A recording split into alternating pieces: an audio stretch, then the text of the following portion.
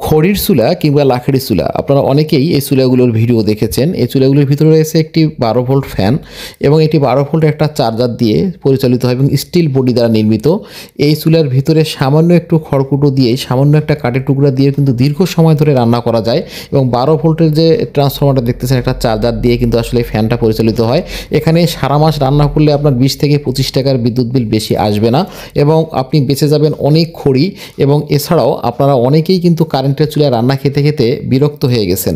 এরকম খড়ির চুলা রান্নার কী স্বাদ আপনারা অনেকেই জানেন, কিন্তু আমরা খড়ির চুলা বাসা বাড়িতে জ্বালাতে পারি না, যার কারণে কিন্তু খড়ির চুলার যে রান্নার স্বাদটা আমরা পাই না। তবে এই চুলাগুলো আপনারা বিল্ডিং ফ্ল্যাট বাড়িতে কিন্তু চালাতে পারবেন, কালি হয় না এই চুলাগুলোতে এবং দামও কিন্তু অনেক কম। আপনারা চাইলে কিন্তু নিতে পারেন। দেখেন আমি ফুল ভিডিওটা দেখাচ্ছি কতটুকু খড়ি দিয়ে কি পরিমাণে আগুন হচ্ছে, সামান্য কয়েকটা টুকরাই দেওয়া হয়েছে, সেখানে কি পরিমাণে জ্বলতেছে দেখেন।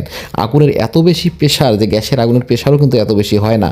আপনারা অবশ্যই চেক করে নেবেন। এই যে দেখেন সামান্য একটু কাঠের টুকরো, এই টুকরো দিয়েই কিন্তু আপনি এই চুলাটা জ্বালাতে পারবেন আপনার বিল্ডিং ফ্ল্যাট বাড়িতে যেখানে খুশি বসান, তাতে কোনো সমস্যা হবে না। তবে এই চুলাগুলো এখন থেকে আমার পেজ থেকে আপনারা পাবেন। আগে ভিডিওটা দেখেন আপনাদেরকে কেমন লাগতেছে এবং কতটুকু এখন ওয়েটটা দেখেন, কি পরিমাণে একটা ওয়েট নিতে পারবে একটা মানুষ, কিন্তু এর উপরে আস্ত মানুষ উঠলেও কিছু হবে না। চুলাগুলো অনেক ভালো। এই যে দেখেন সামান্য এতটুকু দিয়েই দেখেন খড়ি দিছিলাম, এতটুকু দিয়েই কিন্তু আসলে কতক্ষণ ধরে জ্বললো। ভিডিওটা অবশ্যই শেয়ার করে দিবেন এবং প্রয়োজন হলে স্ক্রিনে দেওয়া নম্বরে যোগাযোগ করে নিতে পারেন। ধন্যবাদ সকলকে।